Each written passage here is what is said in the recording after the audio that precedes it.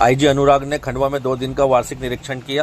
बुधवार को उन्होंने पुलिस लाइन में परेड देखी। इसके बाद बलवा परेड, सरकारी गाड़ियों और पुलिस लाइन की व्यवस्थाओं का भी निरीक्षण किया। इस दौरान एसपी मनोज कुमार राय सहित कई पुलिस अधिकारी मौजूद रहे। आईजी अनुराग ने जिले में बढ़ रहे हत्या के मामलों को लेकर अधिकारियों से चर्चा की। उन्होंने कहा कि अगर इन अपराधों के पीछे नशे की वजह है तो इसके खिलाफ सख्त अभियान चलाकर कार्रवाई की जाएगी। साथ ही साइबर अपराध रोकने के लिए थाना स्टाफ को खास ट्रेनिंग दी जाएगी। आदिवासी क्षेत्रों में लोगों को जागरूक करने के लिए भी नए तरीके अपनाए जाएंगे। वहीं पुलिस सम्मेलन भी आयोजित हुआ, जिसमें 200 अधिकारी और कर्मचारी शामिल हुए। यहां पुलिस जवानों ने अपनी समस्या और सुझाव रखे। आईजी ने एसपी के काम की सराहना की और सभी पुलिस कर्मियों को स्वास्थ्य का ध्यान रखने और नियमित ध्यान मेडिटेशन करने की सलाह दी। इसके बाद कंट्रोल रूम में थाना और चौकी प्रभारियों के साथ अपराध समीक्षा की बैठक हुई। आईजी ने लंबित मामलों को जल्दी निपटाने और चोरी जैसे मामलों की जांच तेज करने के निर्देश दिए हैं। उन्होंने यहां भी कहा कि सोशल मीडिया पर झूठी या भ्रामक पोस्ट करने वालों पर सख्त कार्रवाई की जाए। साथ ही साइबर ठगी के शिकार लोगों को तुरंत 1930 हेल्पलाइन पर शिकायत करने के लिए जागरूक किया जाए। ये मेरा वार्षिक निरीक्षण था खंडवा का और मैं कल से इंस्पेक्शन में हूँ। कल हमने पुलिस अधीक्षक कार्यालय का इंस्पेक्शन किया, छगांव माखन थाने का इंस्पेक्शन किया। काफ़ी अच्छा वहाँ रिकॉर्ड का संधारण और साफ़ सफाई हमने देखी वहाँ पे, और लोगों से हमने बात भी की, थाने के लोगों से उनकी समस्या भी सुनी। आज हमने पुलिस लाइन में का परेड देखा, पुलिस लाइन का भ्रमण किया, वहाँ चलने वाली सारी गतिविधियों को देखा। बलवा परेड भी हुआ, समय हमने उसकी जो कमी थी वो भी हमने देखी। सैनिक सम्मेलन और दरबार भी आयोजित किया गया था, इसमें पुलिस वाले की जो सार्वजनिक समस्याएं रहती हैं उन समस्याओं से उन लोगों ने मुझे अवगत कराया और उसकी समस्या का निराकरण करेंगे। अभी अपराध समीक्षा की जा रही है। सभी थाना प्रभारी, सभी राजपत्रित अधिकारी, एसपी और एडिशनल एसपी सभी यहाँ पे उपस्थित हैं। ये एक रूटीन प्रोसेस है जिसमें पूरे साल का, पिछले 3 साल में जो चीज़ें हो रही है गतिविधि, उसका हम आकलन करते हैं। एक हम लोग यहाँ से थाना प्रभारी को अपराध से संबंधित निर्देश जारी करते हैं कि क्या करना चाहिए। किसी अपराध में कोई अगर टीम गठित करनी है या उसमें विशेष रूप से कोई इन्वेस्टिगेशन में मदद चाहिए की ज़रूरत है, वो हम देखते हैं कि पेंडेंसी का कारण क्या है। अभी तक हमारा कुछ काम और बचा हुआ है, वो हम करेंगे। ओवरऑल काफ़ी अच्छा परेड था आज सुबह का। लोगों ने काफ़ी मेहनत भी की थी।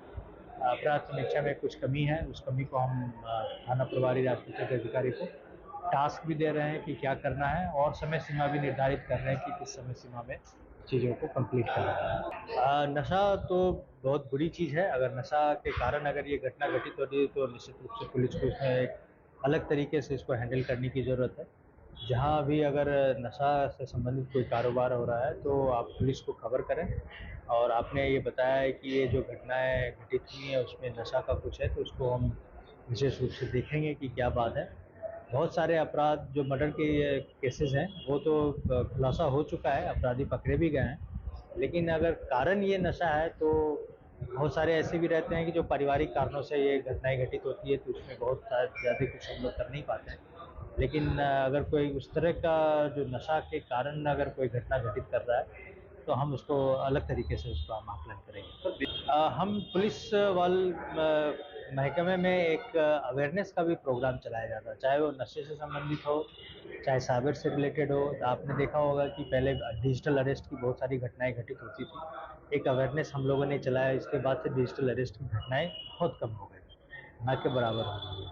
साइबर से रिलेटेड भी लगातार हम लोग अवेयरनेस के कार्यक्रम भी चलाते हैं, लोगों को अवेयर भी करते हैं। नए नए तरीके भी साइबर क्रिमिनल्स जो है वो तरीके अपनाते हैं, उससे भी हम अवेयर कराते हैं। जो फ्रॉड अगर उसमें हो रहा है उसमें हमने पिछले साल से ही या 1 साल से ज़्यादा का समय भी हो गया है, सभी थाने में ऐसे 2-3 आरक्षक, प्रधान आरक्षक स्तर के जो काम करने वाले हैं उसको हमने साइबर से रिलेटेड ट्रेनिंग दी है। एक पोर्टल होता है, एनसीआरपी पोर्टल है, national cyber crime reporting portal है वो।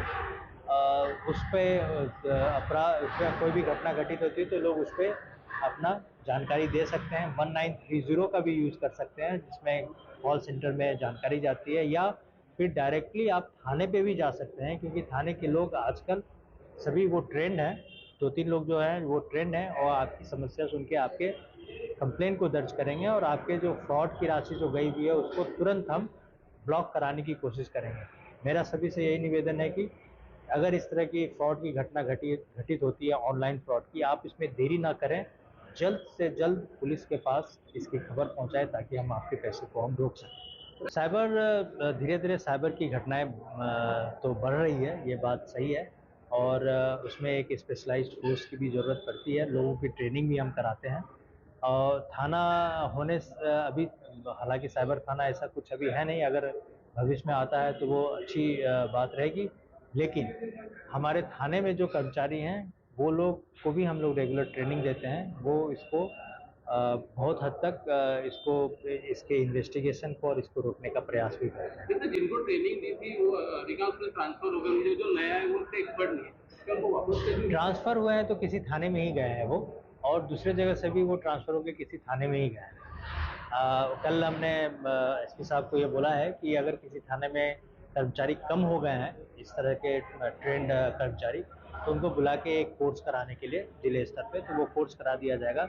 और थाना वाले को भी बताया गया है कि अधिक से अधिक लोगों को इसमें ट्रेन करें, क्योंकि जरूरी नहीं है कि 2 ही 3 लोग हमारे ट्रेंड हो, ज़्यादा से ज़्यादा लोग ट्रेंड हो। 100% अगर ट्रेंड हो तो उससे अच्छी और क्या बात हो सकती है। और निमाड़ की बात क्या, मैं तो पूरे 8 जिलों को मैं देख रहा हूँ इंदौर जोन में, कहीं भी अगर धर्मांतरण के मामले आते हैं, इसमें किसी प्रकार की भी कोई भी लापरवाही का कोई गुंजाइश नहीं। जो अवैध धर्मांतरण होगा उसमें अगर पुलिस को खबर आती है, पुलिस को रिपोर्ट कोई करता है, हम उस पर कार्रवाई करते हैं, हम उसके प्रॉपर धाराओं में उसमें अपराध दर्ज करते हैं और कार्रवाई करते हैं। इसमें कहीं इफ एंड बट और कुछ भी नहीं है, सभी को पूरी तरह से निर्देश है, और इसमें धर्मांतरण के अगर कोई भी मामले आते हैं तो उसमें कार्रवाई होती है। हमने यहाँ पे आकलन किया है, उसमें कुछ जगह पे कुछ थानों को हमने इसमें नोटिस में भी डाला है कि चोरी के अपराध कितने बढ़े हैं या कम कर लिए हैं, या फिर उसमें बरामदगी कम है या पता से कम है, इस तरह की चीज़ें हमने आकलन किए हैं, हमने निर्देश जारी किए हैं, उसमें व्यवस्था उसको सुधार